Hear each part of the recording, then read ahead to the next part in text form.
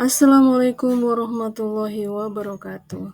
Baiklah adik-adik, berjumpa lagi dengan saya Norma Yunita Bawanti, dan pada hari ini kita akan mempelajari tentang meraih kesuksesan dengan kompetisi dalam kebaikan dan etos kerja. Nah, sebelum itu kita harus tahu dulu nih tujuan pembelajarnya itu apa. Yang pertama, peserta didik mampu mengidentifikasi Quran Surat Al-Maidah ayat 48 dan hadis tentang kompetisi dalam kebaikan. Yang kedua, peserta didik dapat membaca Quran Surat Al-Maidah ayat 48 dan hadis tentang kompetisi dalam kebaikan. Yang ketiga, peserta didik dapat menjelaskan isi kandungan Quran Surat Al-Maidah ayat 48 dan hadis tentang kompetisi dalam kebaikan sehingga terbiasa membaca Al-Quran. Keempat, peserta didik dapat mengimplementasi Quran Surat Al-Maidah ayat 48 dan hadis tentang kompetisi dalam kebaikan di dalam kehidupan sehari-hari. Nah, mari kita bersama-sama untuk membaca Quran Surat Al-Maidah. A'udzu billahi minasyaitonir rajim. Bismillahirrahmanirrahim. Wa anzalna ilaikal kitaba bil haqq musaddiqan lima baina yadayhi minal kitabi wa muhaiminan 'alaihi fahkum bainahum bima anzalallahu wa la tattabi' ahwa'ahum amma ja'aka minal haqq likullin ja'alna minkum syir'atan wa minhaja walau sya'allahu laja'alakum ummatan wahidatan walakin liyabluwakum fima atakum fastabiqul khairat ilallahi marji'ukum jami'an fayunabbi'ukum bima kuntum fihi takhtalifun. Artinya, kami telah menurunkan kitab suci Al-Quran kepadamu Muhammad dengan membawa kebenaran sebagai pembenar kitab-kitab yang diturunkan sebelumnya dan sebagai penjaganya, acuan kebenaran terhadapnya. Maka putuskanlah perkara mereka menurut aturan yang diturunkan Allah, dan janganlah engkau mengikuti hawa nafsu mereka dengan meninggalkan kebenaran yang telah datang kepadamu. Untuk setiap umat di antara kamu, kami berikan aturan dan jalan yang terang. Seandainya Allah menghendaki, niscaya Dia menjadikanmu satu umat saja. Akan tetapi Allah hendak mengujimu tentang karunia yang telah Dia anugerahkan kepadamu. Maka berlomba-lombalah dalam berbuat kebaikan. Hanya kepada Allah kamu semua kembali. Lalu Dia memberitahukan kepadamu apa yang selama ini kamu perselisihkan. Nah, setelah kita membacanya, tentunya kita harus tahu nih pembahasan hukum tajwid. Jadi hukum tajwid itu adalah hukum mengenai tata cara membaca Al-Quran yang baik, yang fasih, yang tartil, dan benar. Secara bahasa, tajwid adalah tahsin yang artinya memperindah, sedangkan secara istilah adalah mengeluarkan setiap huruf dari tempat keluarnya dengan memberi hak dan mustahaknya. Nah, pembahasan tentang menentukan hukum tajwid. Jadi surat Al-Maidah ayat 48 memuat 12 macam hukum bacaan tajwid yang terdiri dari ikhfa, izhar, qalqalah, idgham bi gunnah, idgham bila gunnah, mad tabi'i, mad lain, mad wajib mutasil, mad jaiz munfasil, dan alif lam qamariyah.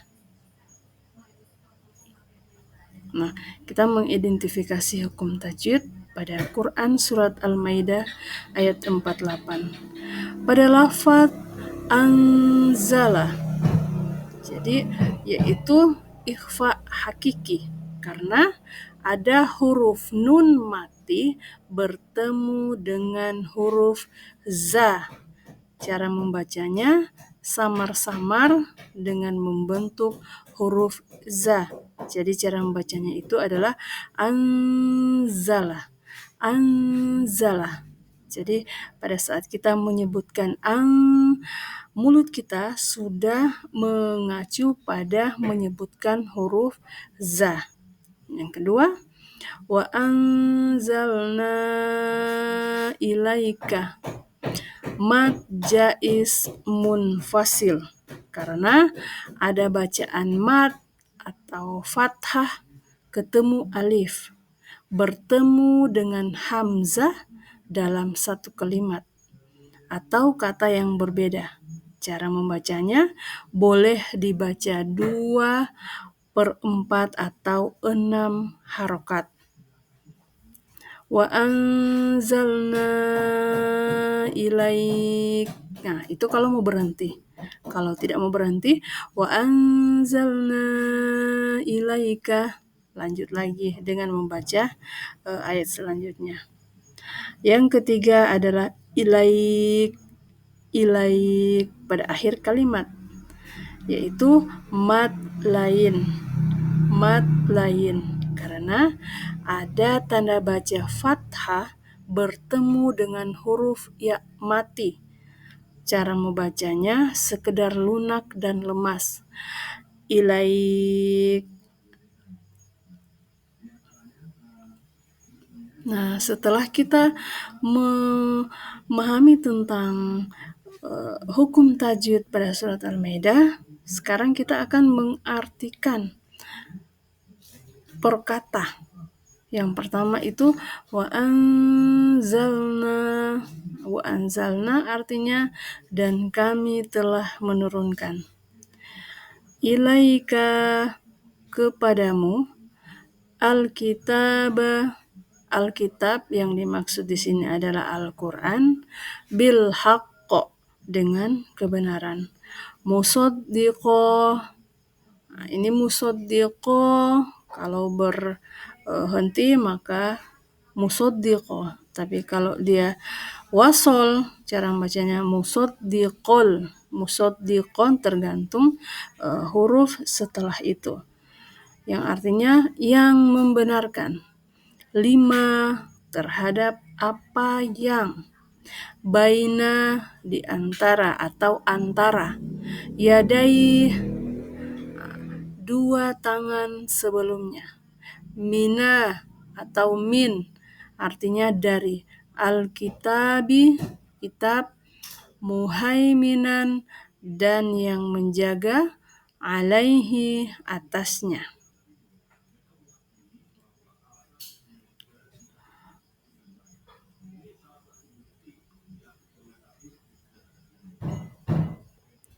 Nah, setelah kita mengetahui hukum tajwidnya, kita sudah mempelajari artinya, maka kita harus tahu ini asbabun nuzul dari Quran Surat Al-Maidah. Menurut riwayat Imam Ahmad, Surat Al-Maidah ayat 48 ini turun saat Nabi sedang menunggang unta. Bagian punggung unta tersebut hampir saja patah karena sangat beratnya wahyu yang diterima oleh Nabi Muhammad SAW.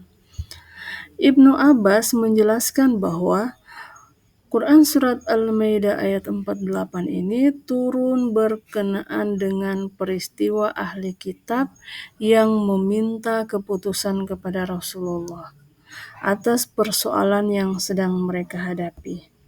Pada awalnya, Nabi SAW diberi 2 pilihan, yakni memutuskan persoalan mereka atau memberi solusi di dalam kitab mereka masing-masing. Maka turunlah ayat ini sebagai petunjuk.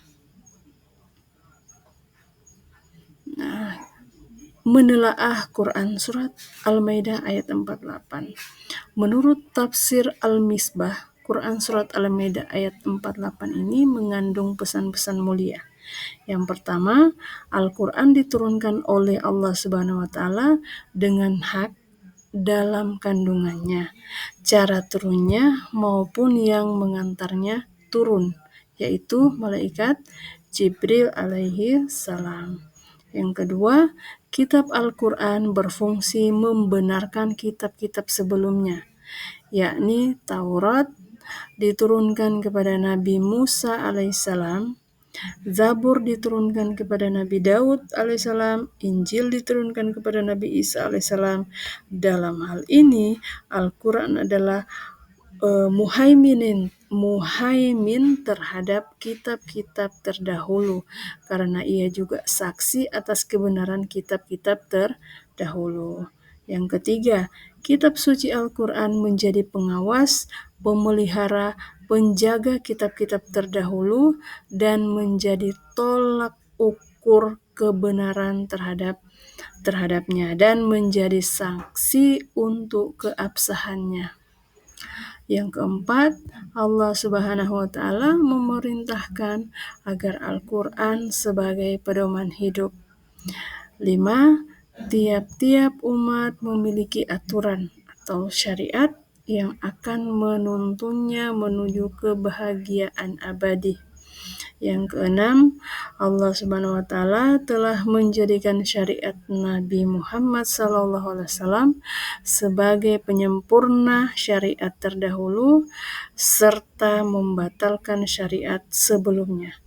Yang ketujuh, umat Islam diperintahkan untuk berlomba-lomba dengan bersungguh-sungguh untuk berbuat kebaikan dan menghindari perdebatan yang tidak perlu hingga menghabiskan waktu yang sia-sia. Jadi adik-adik, itulah penjelasan tentang Quran surat Al-Maidah. Kita sudah mempelajarinya, mulai dari kita membacanya, kita mempelajari hukum tajwidnya, kita sudah mempelajari tentang asbabun nuzulnya, dan kita sudah menelaah, dan semoga adik-adik bisa memahami materi ini dengan baik. Dan terima kasih sudah menyimak dengan saksama. Wassalamualaikum warahmatullahi wabarakatuh.